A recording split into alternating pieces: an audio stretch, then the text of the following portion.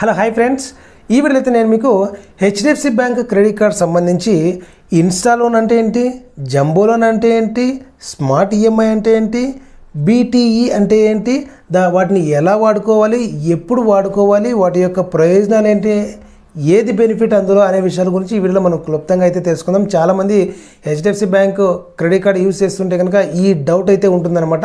ఇవేంటి, ఇవన్నీ మనకి ఎప్పుడు వస్తాయి, ఆఫర్స్ ఎలా ఉంటాయి, దీన్ని ఎలా వాడాలి, వాటి మధ్య తేడా ఏంటి అనేది చాలా వరకు కన్ఫ్యూజన్గా ఉంటుంది. ఈ వీడియోలో నేను మీకు కంప్లీట్ డీటెయిల్స్ అనేది ఇస్తాను అనమాట. ఇన్స్టా లోను, జంబో లోను, ఈఎంఐ, బీటీ అంటే ఏంటి, వాటి యొక్క వ్యత్యాసం ఎలా ఉంటుంది, ఏది బెస్ట్ అనేది కూడా ఈ వీడియోలో క్లుప్తంగా అయితే తెలుసుకుందాం. వీడియో ఎక్కడ స్కిప్ చేయకుండా ఎండ్ వరకు చూసారంటే ఖచ్చితంగా మీకంటే ఒక క్లారిటీ వస్తుంది. దానికంటే ముందు మీరు మన ఛానల్కి ఫస్ట్ టైం చేసినట్లయితే please subscribe and support my channel. ఎందుకంటే మన ఛానల్లో accounts, credit card and banking information గురించి కంప్లీట్ డీటెయిల్స్ అయితే ఉంటాయన్నమాట. చలో let us go to the topic.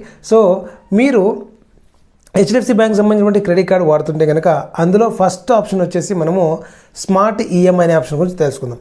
Smart EMI అంటే ఏంటంటే మీరు వాడినటువంటి క్రెడిట్ కార్డులో వాడుకున్నటువంటి డబ్బుల్ని మీరు ఆన్ టైంలో అంటే వితిన్ డ్యూ డేట్ లోపల కట్టలేకపోతే ఇన్ కేస్ ఏమైనా రిక్వైర్మెంట్ ఉంటే ఆ ఫండ్స్కి మీరు ఈఎంఐగా కన్వర్ట్ చేసుకోవచ్చు.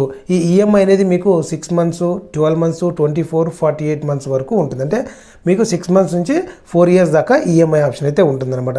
మరి ఈ ఏదైతే మీరు ఈఎంఐగా కన్వర్ట్ చేసుకుంటారో మీకు ఉన్నటువంటి క్రెడిట్ లిమిట్లో నుంచి ఆ లిమిట్ అనేది బ్లాక్ అయిపోతుంది అనమాట. ఫర్ ఎగ్జాంపుల్ 1 లక్ష రూపాయల క్రెడిట్ లిమిట్లో మీరు 30,000 మీరు లోన్గా తీసుకున్నారు, ఇది ఈఎంఐగా తీసుకున్నారంటే కనుక ఆ ఈఎంఐ బ్లాక్ అయిపోయేసి ఈఎంఐగా కన్వర్ట్ అవుతుంది. ఆ total amount remaining 70,000 available balance ఉంటుందన్నమాట.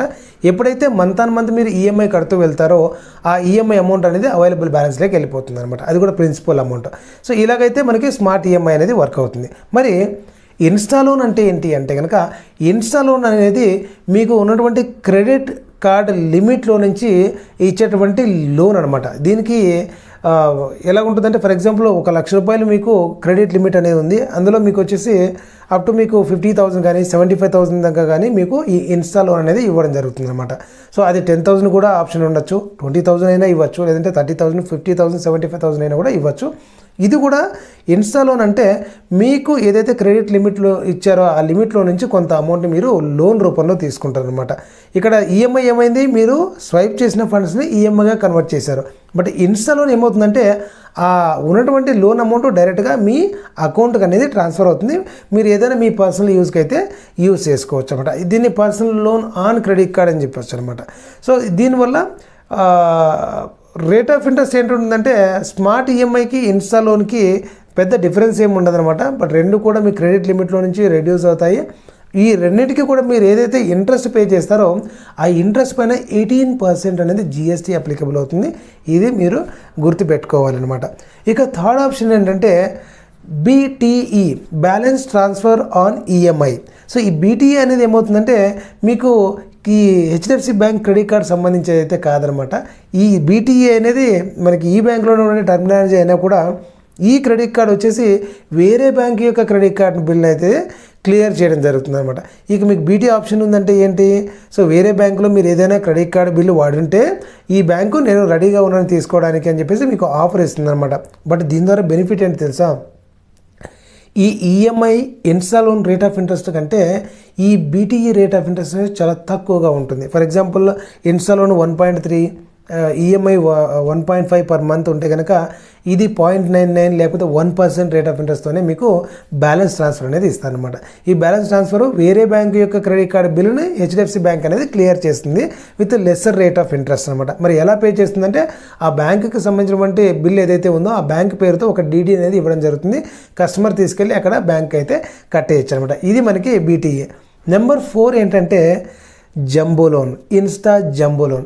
ఇన్స్టా జంబో లోన్ అనేది మీకు personal loan against the credit card. So ఇక్కడ వచ్చేసి మీకు ఏదైతే క్రెడిట్ లిమిట్ ఇచ్చారో ఆ క్రెడిట్ లిమిట్ కాకుండా ఓవర్ అండ్ బియాండ్ దట్ మీకు ఈ లోన్ ఇస్తారు. అంటే మీ క్రెడిట్ లిమిట్లో 1 రూపీ కూడా మీకు రెడ్యూస్ అవ్వదన్నమాట.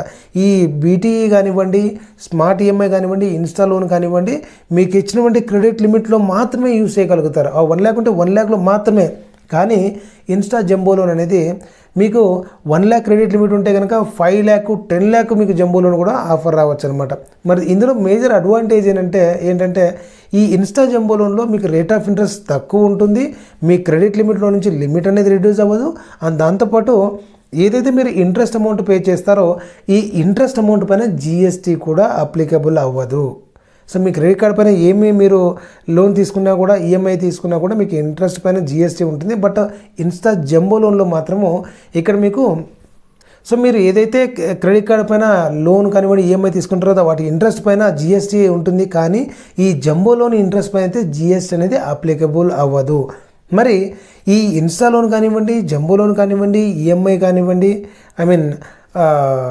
BTE కానివ్వండి, క్లోజ్ చేసుకునేటప్పుడు పరిస్థితి ఏంటి అంటే కనుక ప్రతి ఒక్క దానిపైన కూడా ప్రీ క్లోజ్ ఛార్జెస్ ఉంటుంది. అండ్ దాంతోపాటు ఆ ప్రీ క్లోజ్ ఛార్జెస్ పైన ఏదైతే ఉన్నాయో ప్లస్ GST అనేది వేస్తారనమాట. సో ఈ GST అనేది ఈ ప్రీ క్లోజ్ ఛార్జెస్ పైన, ప్రాసెసింగ్ పైన అన్నిటిపైన కూడా ఈ GST అనేది మీరు పే చేయాల్సి ఉంటుంది. సో ఈ విధంగా అయితే మీరు ఈ క్రెడిట్ కార్డ్ పైన ఉన్నటువంటి ఇన్స్టా లోన్ కానివ్వండి, జంబో లోన్ కానివ్వండి, EMI అనేది ఫెసిలిటీని యూస్ చేసుకోవచ్చు అనమాట. చాలామందికి ఇన్ఫర్మేటివ్గా ఉంటుందని చెప్పేసి క్రియేట్ చేయడం జరిగింది. కొన్ని చిన్న వీడియోస్ అయితే పెట్టాను. బట్ ఇది వచ్చేసి కంబైన్డ్గా టోటల్ అన్ని విషయాల గురించి అయితే క్లియర్ చేయడం జరిగిందనమాట. మరి ఈ ప్రీ క్లోజర్ అనేది ఎలా ప్రాసెస్ చేయాలి, ఎప్పుడు రిక్వెస్ట్ చేయాలనే విషయానికి వస్తే కనుక మీరు ఇన్స్టా లోన్ కానివ్వండి, జంబో లోన్ కానివ్వండి, EMI కానివ్వండి, మీకు మినిమం టెన్యూర్ అంటూ ఏముండదనమాట. మీరు ఈ బ్యాంకు దగ్గర నుంచి మీరు ఈ లోన్ అనేది తీసుకుంటున్నారు కాబట్టి మీరు EMI స్టార్ట్ అయిన తర్వాత EMI కట్టే ముందర కానీ 1 month తర్వాత కానీ 2 months తర్వాత కానివ్వండి, 3 months తర్వాత కానివ్వండి, మీకు ఎప్పుడు రిక్వైర్మెంట్ ఉంటే అప్పుడు మీ దగ్గర అవైలబుల్ ఫండ్స్ ఉంటే కనుక ఆ లోన్ అమౌంట్ అనేది క్లియర్ చేసుకోవచ్చు. ఎందుకంటే పర్సనల్ లోన్లో వచ్చేసి మినిమం 12 months మీరు అట్లీస్ట్ మీరు పే చేసి ఉండాలి, తర్వాత మీరు ప్రీ క్లోజ్ చేయగలరు. లేకపోతే కనుక 12 months తర్వాత ఒక ప్రీ క్లోజ్ ఛార్జెస్ కొంత, 24 months తర్వాత కొంత rate of interest pre close charges ఇలాగైతే ఉంటాయి. బట్ ఇక్కడ వచ్చేసి మీరు ఈవెన్ ఆఫ్టర్ 1 month కూడా ఈ లోన్స్ అనేది లేదా EMI అనేది క్లియర్ చేసుకోవచ్చు. ఎందుకంటే 12 months మీరు కండిషన్ పెట్టారనుకోండి, ఫస్ట్ 12 monthsలోనే ఎంత కావాల్సి ఉంటే అంత ఇంట్రెస్ట్ అనేది బ్యాంక్స్ లాగేస్తాయి. మీకు తెలుసు కదా, బ్యాంక్స్ ఇచ్చేటువంటి లోన్స్ వచ్చేసి రెడ్యూసింగ్ రేట్ ఆఫ్ ఇంట్రెస్ట్ పైన ఇస్తాయి. కాబట్టి సో ఫస్ట్ 12 monthsలోనే ఫస్ట్ ఇయర్లోనే ఎక్కువ రేట్ ఆఫ్ ఇంట్రెస్ట్ అనేది మీ దగ్గర నుంచి కలెక్ట్ చేయడం జరుగుతుంది అనమాట. ఓకేనా ఫ్రెండ్స్, ఇంకా ఏమైనా కానీ డౌట్ ఉంటే కనుక ఈ HDFC బ్యాంక్ క్రెడిట్ కార్డ్ సంబంధించి టర్మినాలజీ కానివ్వండి మీరు కామెంట్ సెక్షన్ అయితే కామెంట్ చేయండి. ఎందుకంటే ఈ HDFC బ్యాంక్ సంబంధించిన క్రెడిట్ కార్డ్ నేను ఆల్మోస్ట్ 4 years అనేది డీల్ చేశాను, అక్కడే వర్క్ చేశాను. కాబట్టి నాకు కొంచెం నాలెడ్జ్ ఉంటుందని చెప్పేసి మీకు ఎక్స్ప్లెయిన్ చేయడానికి ఈజీగా ఉంటుంది. డౌట్ ఉంటే ఖచ్చితంగా కామెంట్ సెక్షన్లో అయితే కామెంట్ చేయండి. వీలైతే మీ ఫ్రెండ్స్ అండ్ ఫ్యామిలీస్కి షేర్ చేయండి ఎవరికైతే ఈ ఇన్ఫర్మేషన్ రిక్వైర్మెంట్ ఉంటుందో. మరిన్ని అప్డేట్స్ కోసం మిస్ అవ్వకుండా నా ఛానల్కి సబ్స్క్రైబ్ అయ్యడంతో పాటు నా ప్రీవియస్ వీడియోస్ ఒకసారి చూసారంటే క్రెడిట్ కార్డ్ ఎలా వాడాలి, ఎలా వాడకూడదు, టర్మ్స్ అండ్ కండిషన్స్ ఏంటి, అండ్ వాటి యొక్క బెనిఫిట్స్ అండ్ ఫీచర్స్ ఏంటి, కంప్లీట్ డీటెయిల్స్ గురించి మీకంటూ ఒక మంచి నాలెడ్జ్ దొరుకుతుందని చెప్పేసి నా అభిప్రాయం. చలో see you in the next video. Till then take care, bye.